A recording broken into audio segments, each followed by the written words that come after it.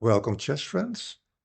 In this video, in the Learn to Analyze series, we're going to use the process orientation, calculation, and evaluation, and then verification. In the orientation phase, we ask ourselves the question, what has changed in the position after the last move of our opponent? What is their intent and what are their threats? So we're looking outside in. Then we look at the position characteristics, and we're going to practice that. After that, we go to the second step, after we have selected a number of candidate moves that correspond with the orientation. We calculate the variations. We have to visualize the moves, and during the visualization, we have to think about how the dynamics between the pieces on the board and, of course, also the pawn structure, how they change. And at the end of every line, we have to evaluate, of course, who is better. And then finally, if we have selected our final candidate move, we have to ask ourselves one more time the question, did we really consider the strongest reply of our opponent? That's a critical step again. And again, that's like looking outside in. So we're going to do this based on the disposition from step 3+, from the steps method. And you can see black is to move, and white just played queen e2. So it would be a good moment to stop the video and ask for yourself what are the characteristics, and then to compare notes. So from a material perspective, white is a pawn up. Right? The f2 pawn, you could say, is the extra pawn of white. The knight on c3 and the rook on a1 are undefended and on the same diagonal. The rook on a1 and the bishop on c1 are not developed yet, and white's rooks are not connected. Bishop b6 is pinning the pawn on f2, and the rook on f8 is indirectly attacking the pawn on f2. After the knight moves, the rook will join the attack on f2. And then when we are looking for mating patterns, of course, when you think about a move like knight g4, followed by queen h2, check, king f1, there we would have queen h1, checkmate. So many times we try to find a threat.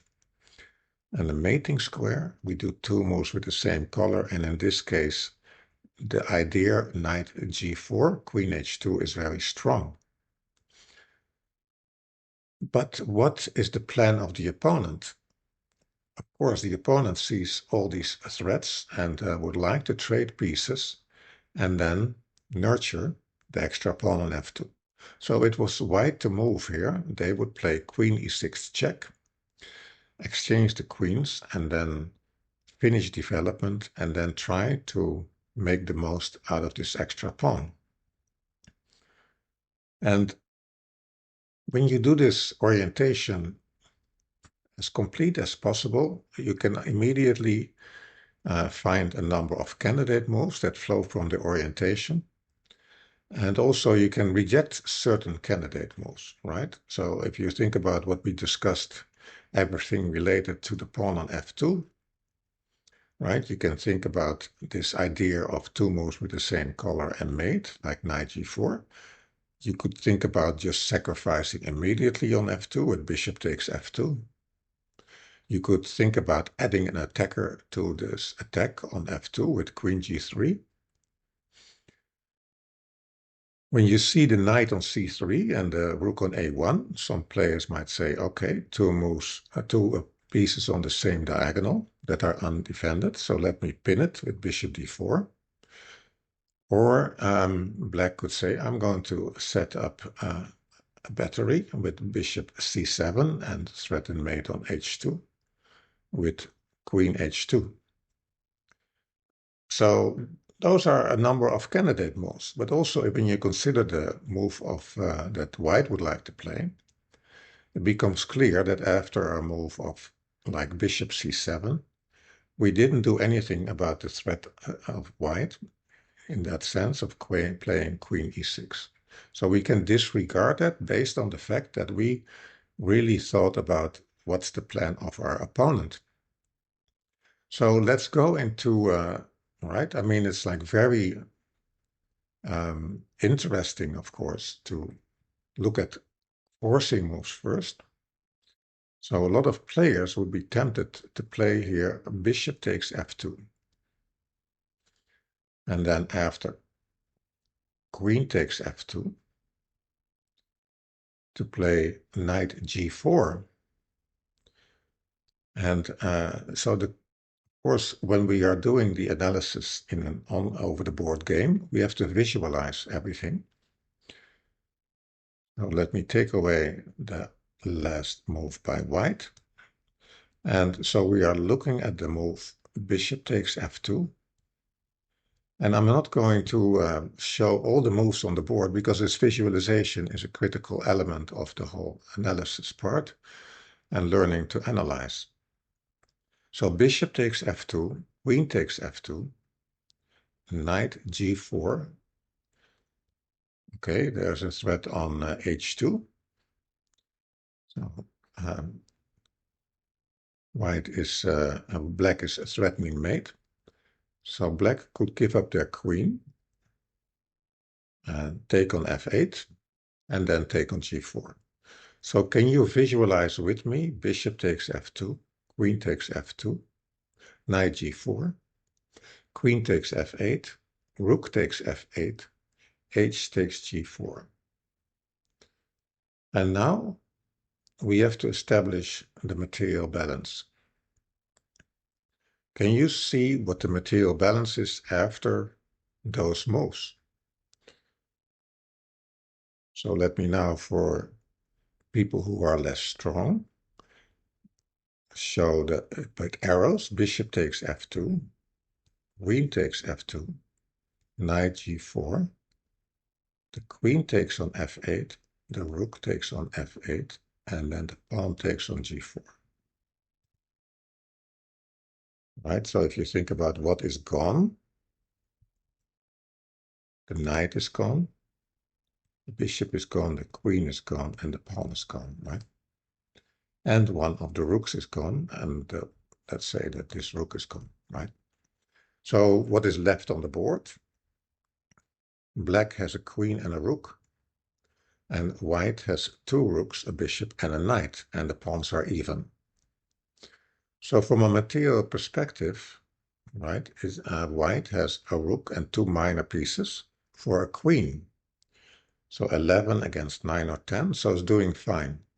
Many times club players ask me, when can I stop calculating and doing the evaluation? Well, in this case, right, when you think about the situation, it looks like an unstable situation.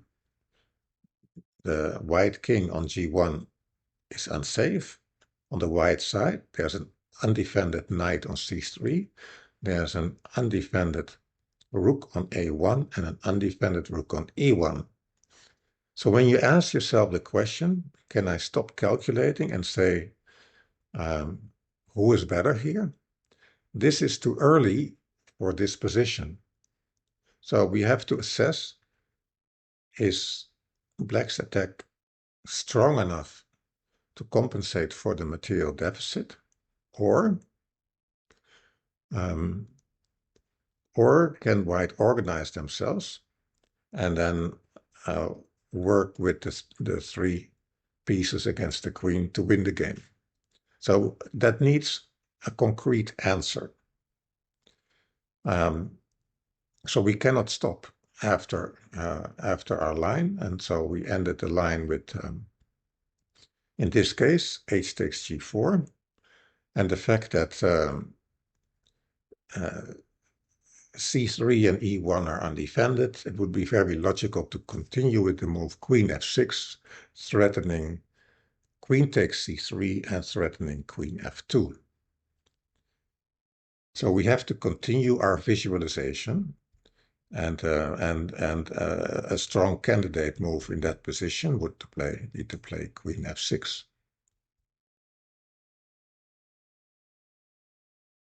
Can white defend against this double attack? Yes, with bishop b2. Right after bishop b2, the bishop is defending the knight on c3, and the rook on a1 is defending the rook on e1. But there's also the unsafe white king. So queen f2 check, king h1, and in that position we can ask ourselves, if we have two moves with the same color for black, can we mate the white king? And those two moves are not difficult to find. That would be rook f6, rook h6. It's a rook lift.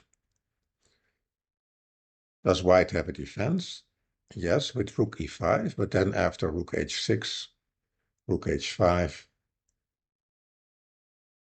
rook takes h5, g takes h5, queen takes c2, white is losing material, and black is winning. So that is a winning line. So let me get rid of all the arrows and the highlights. Right? So this is what and this is what we were looking at. So it looks very promising, right? So we were looking at the line, bishop takes f2, queen takes f2, knight g4, attacking the queen and also threatening queen h2, rook takes f8, h takes g4, and here I mentioned it's too early to make the evaluation because white is up in material, but there are many undefended pieces on the white side. It's an unstable position and white's king is unsafe. Queen f6, setting up a double attack. Bishop b2, protect plus protect. The rooks are defending each other and the bishop on b2 is defending c3. Rook f, and then queen f2, king h1. Two moves with the same color and mate. Rook f6. White wants to interpose, but after just trades, black is winning in this position. So this looks like a very promising continuation, and we only did one. So we only looked at this line. And we have to do this all in our head, right? And this is step 3. So it's not like a very high step. And it's a lot of visualization already. So let's go to the third step here. Verification of the candidate move, right? Imagine that we get very excited about this idea of bishop takes f2. And we have to ask ourselves, okay, is there any defense in this line that we just calculated for white that we overlooked? So we have, in this position, bishop takes f2, queen takes f2, knight g4. And when you think about defending, if you have watched my defending video, one of the things to consider if you are under a big attack is to see if you can give back material and then get organized, because the opponent right, has to lose some time taking the material, and sometimes that gives the defender time to organize themselves. So this reminded me of the following puzzle. So for you to find this refutation of bishop takes f2, I want to show you the following puzzle.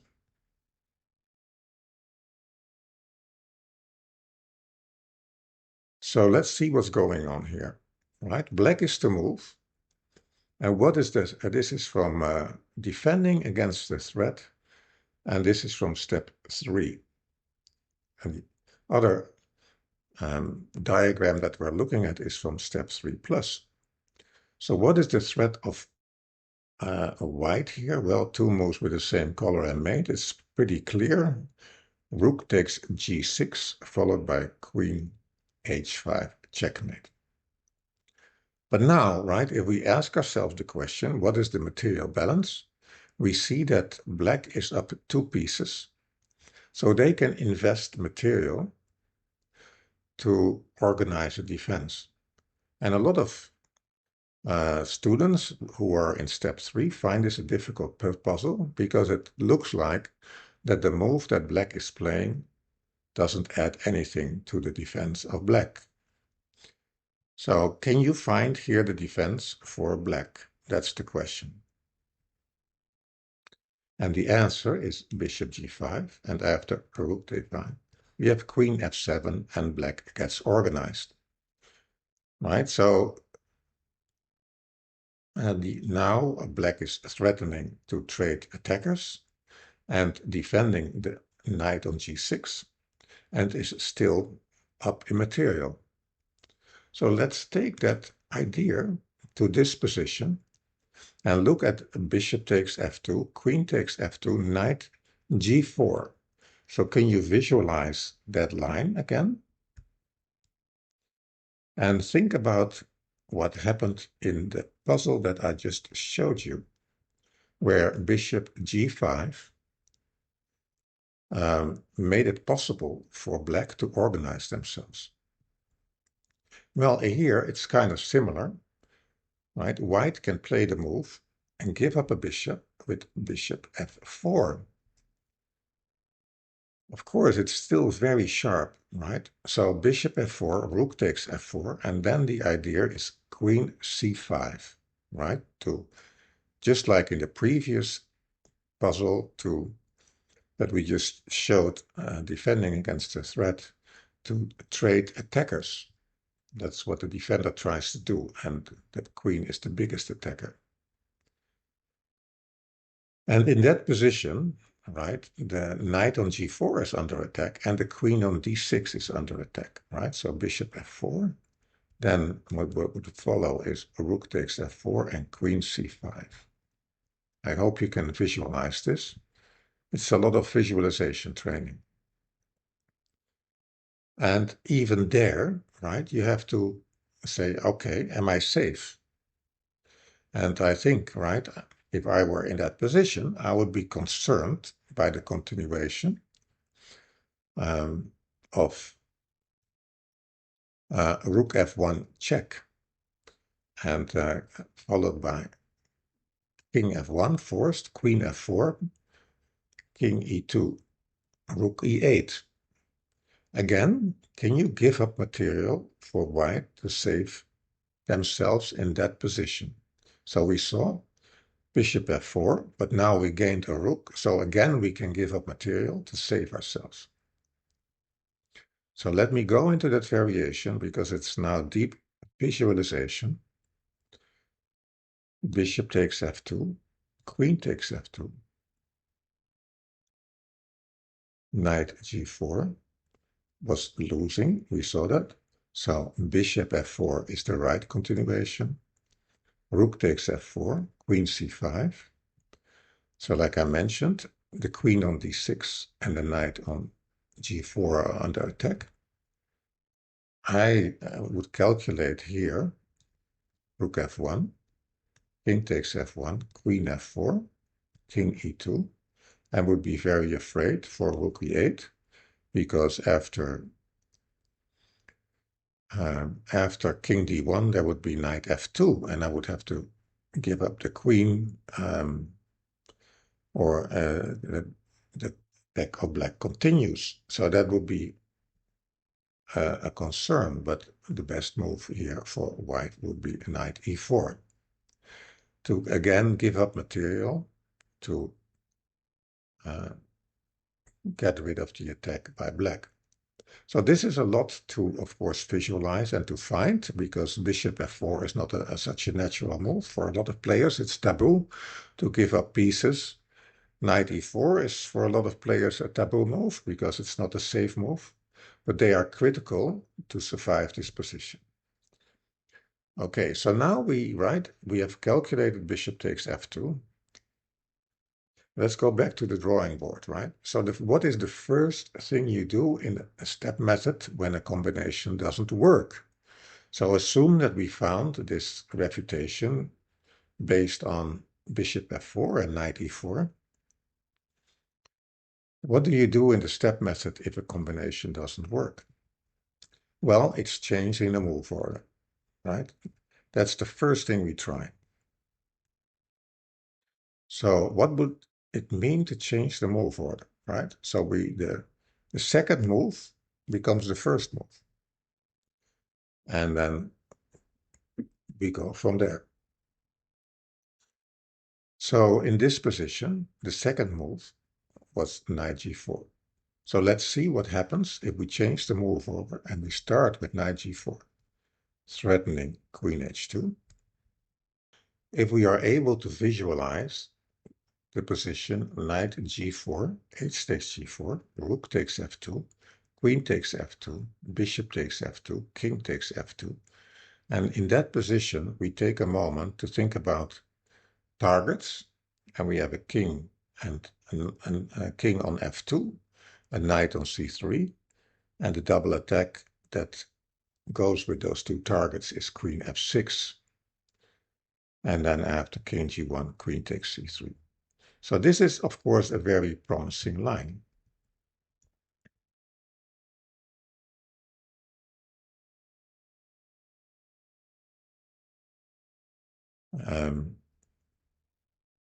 Let's go back. Let's take one step back. And let's first, right, look at other candidate moves. So we said after the idea bishop c7 doesn't address what white would like to do. So they can just trade attackers and then try to nurture this pawn and complete development. So that was not a good candidate move. We said perhaps in the starting position, black could pin the knight on c3. So what do you think will happen after bishop d4?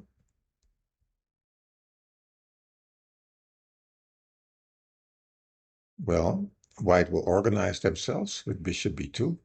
And now suddenly the rooks are connected. The bishop on d4 is undefended.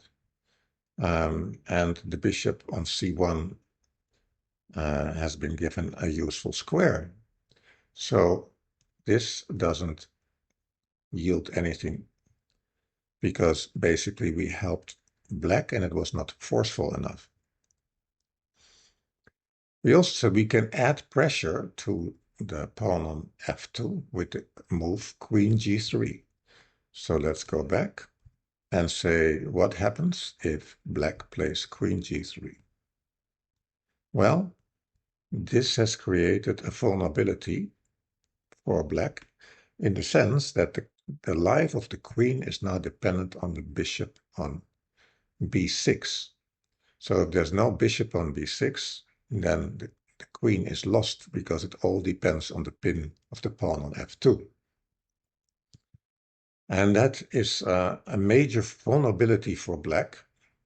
And how can you exploit that vulnerability?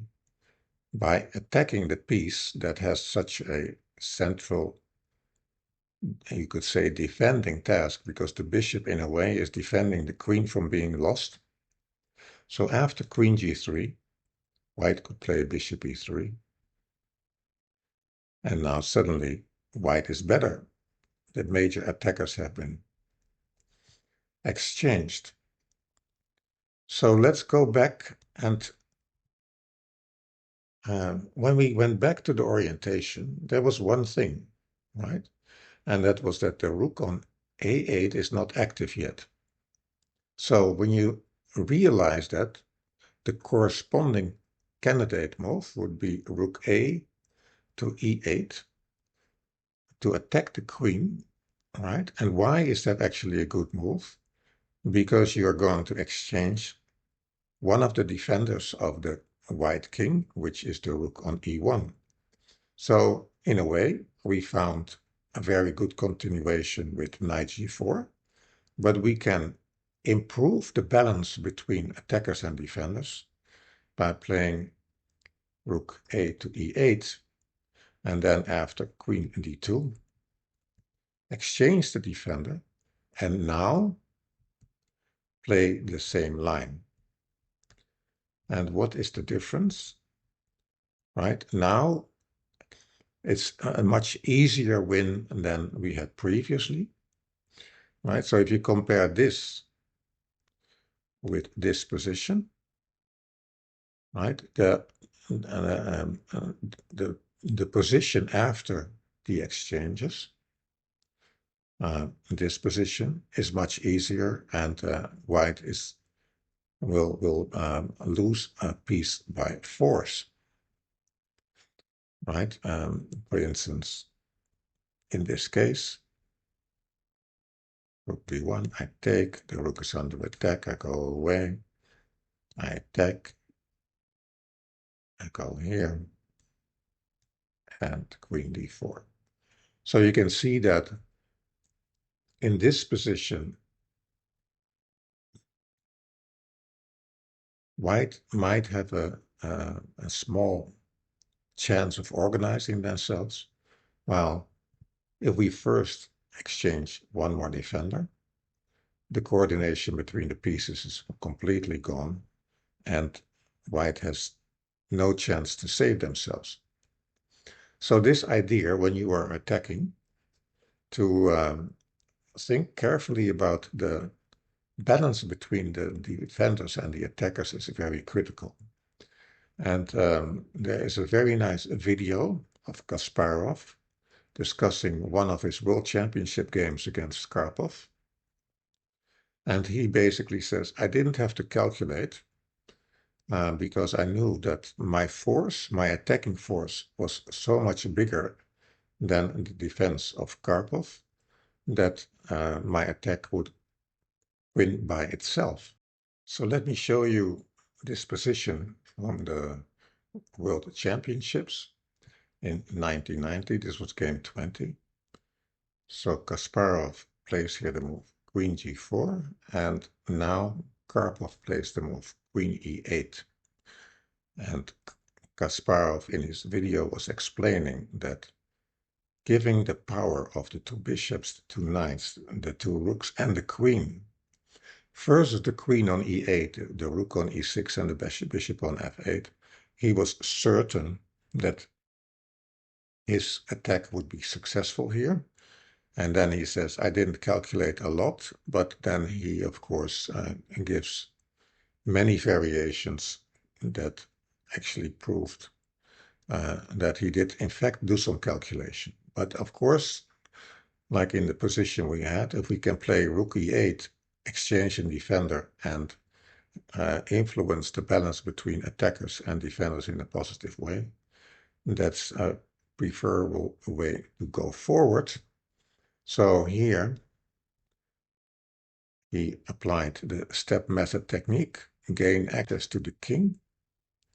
Karpov tried to lock in one of the attackers, the bishop on b2, because after this move, the pawn on g7 is pinned and cannot take the knight. And after rook takes h6, there's knight takes d6, discovered attack. And that would also be devastating. So c3, the knight went back. Karpov takes the bishop on b2, queen g4, with the threat of queen h4, king g8, and now the quiet move, king h2, with the deadly threat of knight g5. And this threat that I just showed after queen g4 is actually so strong that it almost exactly occurred like that in the game. So queen h4, rook h6, knight takes, g takes, king h2, queen e5, and knight g5, and queen f6, rook e8, and Kasparov went on to win the game in spectacular fashion. So we applied the process orientation. What has changed in the position? What is the threat intent of my opponent? What are the position characteristics? If you do that first, you will find many candidate moves and also realize which have a higher probability of working. Then you calculate, visualize, and in the visualization, you look at how the cooperation between the pieces changes. Then you try to evaluate if the situation is not stable. Sometimes you have to go a little bit deeper to find the right evaluation. And then we verify the candidate move. And we saw in this case that we had to be very careful for the defensive opportunities of, in this case, white, that white was able to give back material in one of the lines to save themselves. I hope you enjoyed this video, and I hope to see you back with other videos that I record. Thank you.